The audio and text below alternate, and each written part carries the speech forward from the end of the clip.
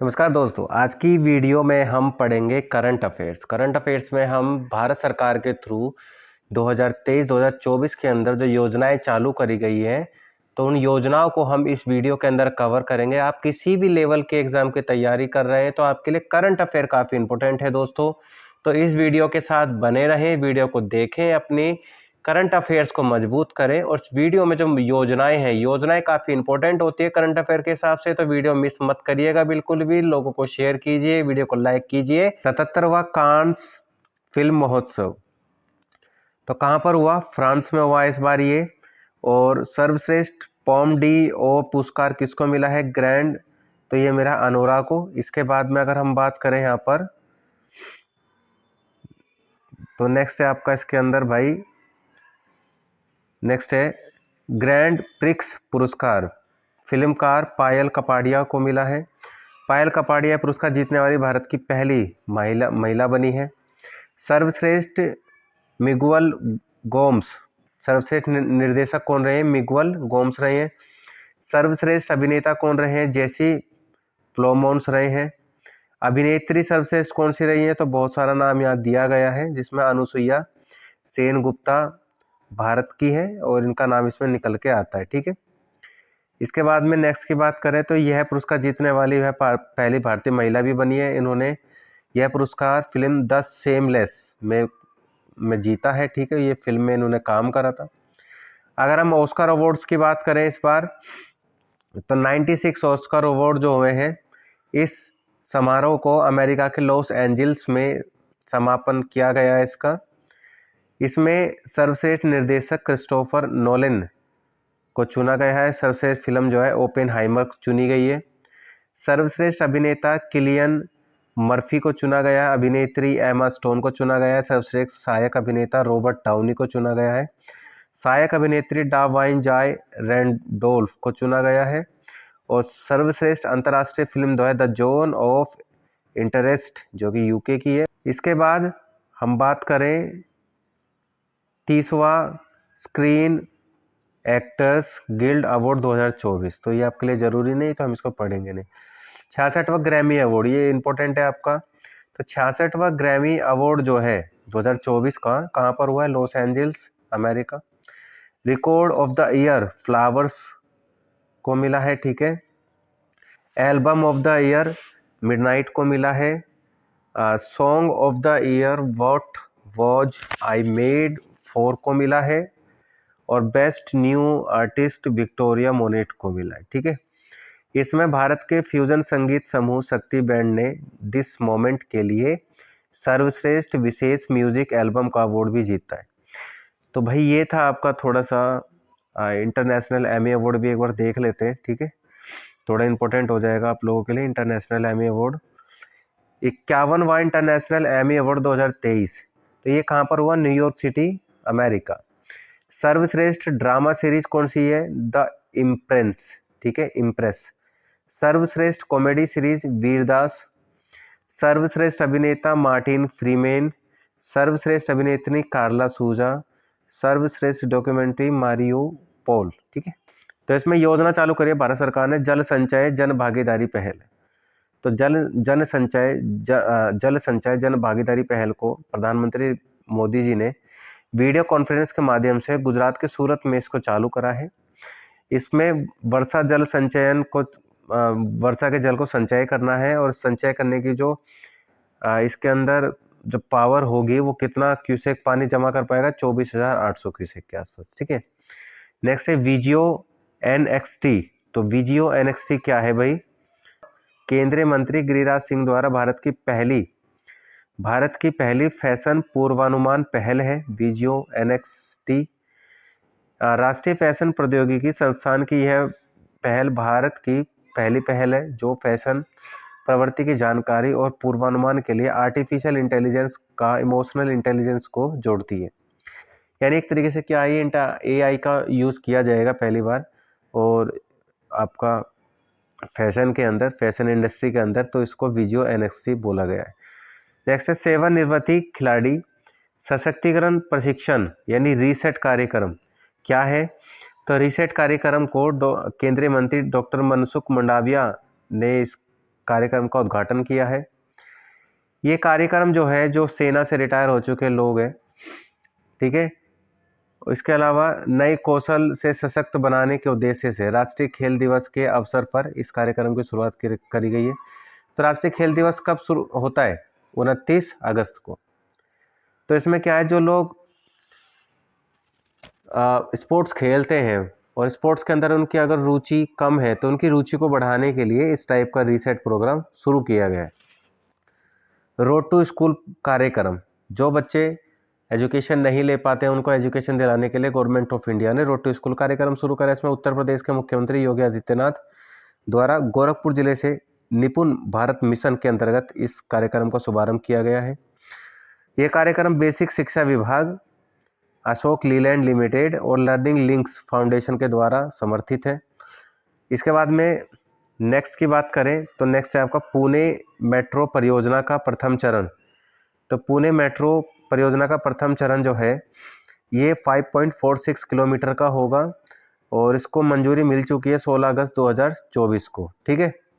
Next है Bengaluru metro rail परियोजना का तीसरा चरण, ये 16 अगस्त 2024 से चालू हो जाएगा। ये 44.65 किलोमीटर लंबा एलिवेटेड कॉरिडोर होगा जो कि बेंगलुरु मेट्रो रेल परियोजना का तीसरा चरण कामयाब करेगा। नेक्स्ट है ग्रीन टग ट्रांजिशन प्रोग्राम, ये क्या है?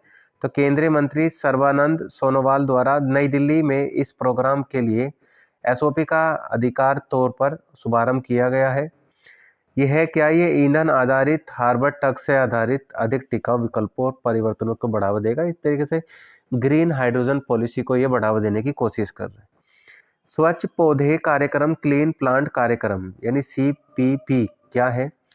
तो केंद्रीय मंत्री मंडल द्वारा कृषि एवं किसान कल्याण मंत्रालय द्वारा प्रस्तावित इस कार्यक्रम को मंजूरी 9 अगस्त को मिली है। तो ये कार्यक्रम किसने प्रस्ताव किया है? किसान कल्याण मंत्रालय द्वारा। इसमें 1765 करोड़ रुपए सरकार देगी, ठीक है। नेक्स्ट है प्रधानमंत्री आवास योजना। ये योजना 2024-25 से 2028-29 तक वैलिड रहेगी। प्रधानमंत्री जीवन योजना, तो प्रधानमंत्री जीवन योजना पहले से चली आ रही है, इस बार इसमें संशोधन किया गया है और संशोधन के अंतर्गत बताया गया है कि जो जैव ईंधन है इसके नवीनतम विकास किए जाएं और तालमेल बैठाया जाए जैव ईंधन और जो आपकी सोलर एनर्जी है उससे, ठीक है। तो ये योजना 5 वर्ष तक रहेगी, 2028-29 तक ये वैलिड है। प्रधानमंत्री आवास योजना ये ग्रामीण है, अब पहली अर्बन थी, ये ग्रामीण है। तो केंद्रीय मंत्रिमंडल द्वारा वित्त वर्ष 2024-25 से 28-29 तक इस योजना का कार्यान्वयन किया जाएगा, यानी 5 साल का इसका मौका मिला है। नेक्स्ट है ओंकारेश्वर फ्लोटिंग सोलर परियोजना। तो ओंकारेश्वर फ्लोटिंग सोलर परियोजना 90 मेगावाट बिजली प्रोड्यूस करेगा। ये परियोजना जो है मध्य प्रदेश के अंदर जो खंडवा जिला है वहाँ पर इसको शुरू किया जा रहा है। और ओंकारेश्वर फ्लोटिंग पार्क जो है ये भारत का सबसे बड़ा फ्लोटिंग पार्क भी बन जाएगा। सिनकुला ट्रंग जो है ये लद्दाख के अंदर है, 4.1 किलोमीटर लंबी सुरंग है और दुनिया की सबसे ऊंची यानी 15,800 फीट की ऊंचाई पर बनाई जाने वाली पहली सुरंग है और इस सुरंग को BRO बना रहा है, ठीक है। कौन बना रहा है? Border road organisation. नेक्स्ट है fast track immigration trusted traveller programme. तो ये जो प्रोग्राम है इसका उद्घाटन नई दिल्ली के जो इंदिरा गांधी हवाई अड्डा है उसके टर्मिनल 3 पर इसका उद्घाटन किया गया। इस हवाई अड्डे का जो फोकस है वो देश के 21 प्रमुख हवाई अड्डों को कनेक्ट करना है। इसमें पहले चरण में 7 हवाई अड्डे रखे गए हैं जिसमें मुंबई, चेन्नई, कोलकाता, बेंगलुरु, कोच्चि, हैदराबाद, अहमदाबाद रखा गया है। इसके बाद में नेक्स्ट है आपका भूमिगत कोयला गैसीकरण के लिए भारत की पहली पायलट परियोजना। तो कोयले का गैसीकरण करना है भूमिगत, ठीक है। कोयले से जो निकलने वाला धुआं है उसको पर्यावरण में ना फैलते हुए उसको जमीन के अंदर पंप किया जाए। तो इसमें इस योजना को झारखंड जिले से शुरू किया जा रहा है और वहाँ पर कास्ता कोयला ब्लॉक है, ठीक है। वहाँ पर national forensic infrastructure enhancement scheme. तो केंद्रीय मंत्रिमंडल द्वारा गृह मंत्रालय ने 24-25 से 28-29 तक 5 वर्ष के लिए इस स्कीम को चालू करा है। इस स्कीम में 2254 करोड़ रुपए सरकार इसके अंदर इन्वेस्ट करेगी। नेक्स्ट है अप तटीय पवन ऊर्जा परियोजनाओं के लिए व्यवहार्यता अंतर वित्त पोषण योजना। तो केंद्रीय मंत्रिमंडल ने 7,453 करोड़ की इस परियोजना को अपनी मंजूरी दे दी है। इस परियोजना का एक लक्ष्य होगा कि जो अपतटीय पवन ऊर्जा है उसको भारत के अंदर बढ़ाया जाए। ठीक है, नेक्स्ट है आपका, इस योजना के अंतर्गत 1 गीगावाट की क्षमता यानी लगभग आप मान लीजिए 1 गीगावाट में 1000 मेगावाट होता है, तो इसमें 500 मेगावाट तो तमिलनाडु और गुजरात में ही प्रोड्यूस कर ली जाएगी। तो जनता भवन सौर परियोजना को असम के मुख्यमंत्री हिमंत बिस्वा शर्मा द्वारा असम के सचिवालय परिसर में इस योजना का शुभारंभ किया गया। और इस शुभारंभ से असम का जो सचिवालय है वो भारत का पहला सचिवालय बन जाएगा जो कि पूरे तरीके से ऊर्जा से उत्पन्न बिजली पर निर्भर रहेगा। ठीक है, नेक्स्ट है अरुण 3 जल विद्युत परियोजना। 900 मेगावाट की परियोजना रहेगी और इस परियोजना को नेपाल के अंदर चलाया जा रहा है, पर नेपाल से भारत को कनेक्ट करने के लिए 11.8 किलोमीटर लंबी इसको सुरंग भी बनाई जाएगी। ठीक है, इसके बाद नेक्स्ट है भारत की पहली बहुउद्देशीय हरित हाइड्रोजन पायलट परियोजना। इसको हिमाचल प्रदेश में लागू किया जा रहा है। 1500 मेगावाट तक की इसमें बिजली प्रोड्यूस करी जाएगी और नापता झाकड़ी हाइड्रो पावर स्टेशन है जहां पर इसका उद्घाटन किया गया है। बरेठी सौर ऊर्जा परियोजना। बरेठी जो है एक जिला है जो कि मध्य प्रदेश के अंदर है और एनटीपीसी ने इस योजना को चालू करा है जो कि 630 मेगावाट तक की सोलर इलेक्ट्रिसिटी को जनरेट करेगा। इंडियन ऑयल पारादीप हैदराबाद उत्पाद पाइपलाइन। ठीक है, तो इंडियन ऑयल ने पारादीप और हैदराबाद के बीच में एक पाइपलाइन का निर्माण करने का सोचा है, डिसाइड करा है, जो कि इसके अंदर 4.5 मिलियन मीट्रिक टन प्रतिवर्ष क्षमता वाली है। 1212 किलोमीटर लंबी एक सुरंग होगी, एक लाइन होगी, पाइपलाइन होगी जो कि ओडिशा, आंध्र प्रदेश और तेलंगाना से होकर गुजरेगी। तेलंगाना सुपर थर्मल पावर परियोजना। प्रधानमंत्री मोदी जी ने 800 मेगावाट की इस परियोजना को चालू किया है और देश को समर्पित किया है इस योजना को। इसी दिन प्रधानमंत्री ने झारखंड में उत्तरी करणपुरा सुपर थर्मल पावर परियोजना की दूसरी इकाई जो कि 660 मेगावाट तक की बिजली प्रोड्यूस करेगा राष्ट्र को समर्पित कर दिया है, जो देश की पहली सुपर क्रिटिकल थर्मल विद्युत परियोजना भी होगी। इसके अलावा प्रधानमंत्री ने उत्तर प्रदेश के सोनभद्र में सिंगरौली सुपर थर्मल पावर परियोजना चरण 3 की आधारशिला भी रखी है। मोदी आवास घरकुल योजना। प्रधानमंत्री नरेंद्र मोदी द्वारा महाराष्ट्र में अन्य पिछड़ा वर्ग श्रेणी के लाभार्थियों के लिए इस योजना की शुरुआत करी है। ठीक है, तो ये प्रधानमंत्री आवास घरकुल योजना किसके लिए है? जो महाराष्ट्र के ओबीसी वर्ग है उसको यहाँ पर फोकस किया जाएगा। नई मुद्रा नीति। पानीपत पाइपलाइन परियोजना। प्रधानमंत्री मोदी ने 9000 करोड़ रुपए से अधिक की इस परियोजना की आधारशिला भी रखी है। सहकारी क्षेत्र में विश्व की सबसे बड़ी अनाज भंडारण योजना। तो सहकारी क्षेत्र में विश्व की सबसे बड़ी अनाज भंडारण योजना होगी ये, जो कि प्रधानमंत्री नरेंद्र मोदी ने इसका उद्घाटन किया है। 11 राज्यों और 11 प्राथमिक कृषि ऋण समितियों में इस योजना का प्रायोगिक परियोजना का उद्घाटन किया गया है। नेक्स्ट है युवा विज्ञानी कार्यक्रम। भारतीय अंतरिक्ष अनुसंधान संगठन द्वारा स्कूली बच्चों के लिए इस विशेष कार्यक्रम की घोषणा करी गई है। तो युवा विज्ञानी कार्यक्रम क्या है? स्कूली बच्चों के लिए है और ये भारतीय अंतरिक्ष अनुसंधान संगठन ने इसकी घोषणा करी है। नेक्स्ट है नोखरा सौर परियोजना। प्रधानमंत्री नरेंद्र मोदी द्वारा वीडियो कॉन्फ्रेंसिंग के माध्यम से एनटीपीसी ग्रीन एनर्जी लिमिटेड की 300 मेगावाट की यह परियोजना राष्ट्र को समर्पित कर दी है। नोखरा सौर परियोजना जो है इसको प्रधानमंत्री मोदी ने इसका उद्घाटन करा है और ये राष्ट्र को समर्पित कर दी गई है। और नोखरा सौर परियोजना राजस्थान राज्य के बीकानेर जिले के अंदर। ठीक है भाई। एडसिल विधाजली छात्रवृत्ति कार्यक्रम। केंद्रीय मंत्री धर्मेंद्र प्रधान द्वारा नई दिल्ली में इसका शुभारंभ किया गया है। एडसिल विधाजली छात्रवृत्ति कार्यक्रम। मां कामाख्या दिव्य लोक परियोजना। प्रधानमंत्री नरेंद्र मोदी द्वारा गुवाहाटी असम में 11,000 करोड़ रुपए की विकास परियोजना का उद्घाटन और शिलान्यास किया। उन्होंने मां कामाख्या दिव्य लोक परियोजना की आधारशिला भी रखी है। इसके साथ साथ ही नमो श्री और नमो लक्ष्मी योजना, गुजरात राज्य के बजट में इस योजना का शुभारंभ किया गया है। नेक्स्ट है आपका नमो सरस्वती विज्ञान साधना योजना। गुजरात राज्य बजट 2024-25 में घोषित यह एक छात्रवृत्ति योजना है, जिसके तहत विज्ञान स्ट्रीम में प्रवेश लेने वाले छात्रों को कक्षा 10 में पढ़ते समय प्रतिवर्ष 10,000 रुपये और कक्षा 12 में पढ़ते समय प्रतिवर्ष 15,000 रुपये की राशि प्रदान करी जाएगी। ठीक है, नमो सरस्वती विज्ञान समाधान साधना योजना। पशुपालन अवसंरचना विकास कोष का विस्तार। केंद्रीय मंत्रिमंडल द्वारा अवसंरचना विकास कोष के तहत इस परियोजना को लागू किया गया है, जिसमें लगभग 29,610 करोड़ रुपए का निवेश किया जा रहा है और ये योजना आने वाले 3 वर्षों तक वैलिड रहेगी।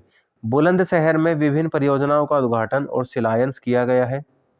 तो प्रधानमंत्री द्वारा उत्तर प्रदेश के बुलंदशहर में 19,100 करोड़ रुपए से अधिक की विकास परियोजनाओं का उद्घाटन और शिलान्यास किया गया। लगभग 700 करोड़ रुपए की लागत से बनी इंडियन ऑयल की टूंडला गवारिया पाइपलाइन का उद्घाटन भी प्रधानमंत्री मोदी ने इस परियोजना का उद्घाटन करते समय किया है।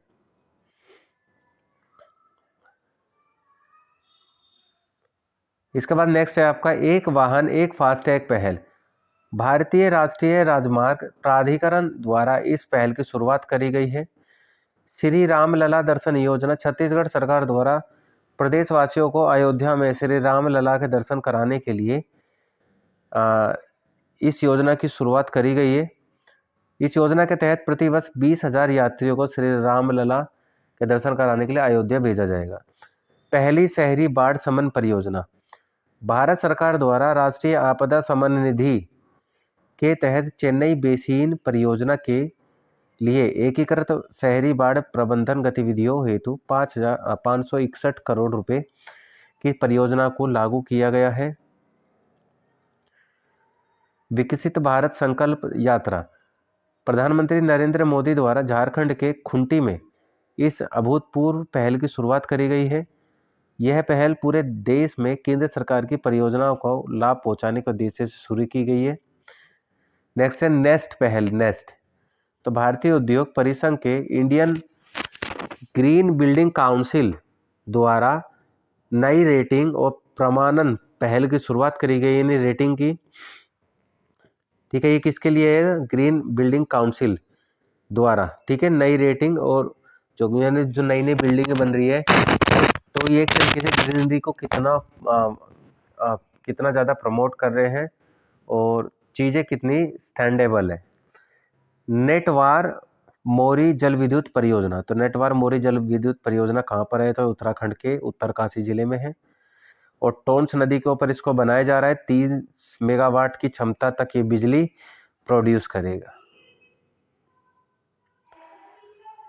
नेक्स्ट है मिशन शक्ति अभियान का चौथा चरण। उत्तर प्रदेश के मुख्यमंत्री योगी आदित्यनाथ द्वारा नारी सुरक्षा, सम्मान और स्वावलंबन के लिए इस चरण का शुभारंभ किया गया है। तो मिशन शक्ति अभियान का चौथा चरण ये जो उत्तर प्रदेश के मुख्यमंत्री योगी आदित्यनाथ ने चालू करी है। इस अवसर पर मुख्यमंत्री ने इसरो की महिला वैज्ञानिक ऋतु करिघाल श्रीवास्तव, असम की पद्मश्री पुरस्कार विजेता हेमोप्रोटा चुटिया और SGL की चेयरपर्सन रोशनी नाडर मल्होत्रा को सम्मानित किया है। इस मिशन की थीम है सुरक्षा, सम्मान और स्वावलंबन। ग्रीन क्रेडिट नियम 2023। पर्यावरण, वन और जलवायु परिवर्तन मंत्रालय द्वारा ये कार्यक्रम शुरू किया गया है। टिकाऊ जीवन शैली और पर्यावरण संरक्षण को प्रोत्साहन प्रदान करने के लिए लाइफस्टाइल फॉर एनवायरनमेंट अर्थात पर्यावरण के अनुकूल जीवन शैली पहल के अंतर्गत इस कार्यक्रम की अधिसूचना जारी कर दी गई है। नेक्स्ट है भारत की सबसे बड़ी पंप भंडारण परियोजना। मध्य प्रदेश के तत्कालीन मुख्यमंत्री शिवराज सिंह चौहान द्वारा नीमच जिले के अंदर, नीमच जिला का है MP के अंदर, ठीक है, नीमच जिले के संपूरा तहसील में स्थित खेमला गांव में इस परियोजना का शुभारंभ किया गया है और ये परियोजना 1440 मेगावाट तक की इलेक्ट्रिसिटी को जनरेट करेगी। आप लोगों की इम्पोर्टेंट परियोजनाएं हैं भारत सरकार की ओर से लागू की गई हैं, जो चालू की गई हैं। तो वीडियो को अच्छे से देखें, वीडियो को ज़्यादा से ज़्यादा लोगों को शेयर करें, कमेंट करें और बताएं वीडियो कैसी रही। धन्यवाद।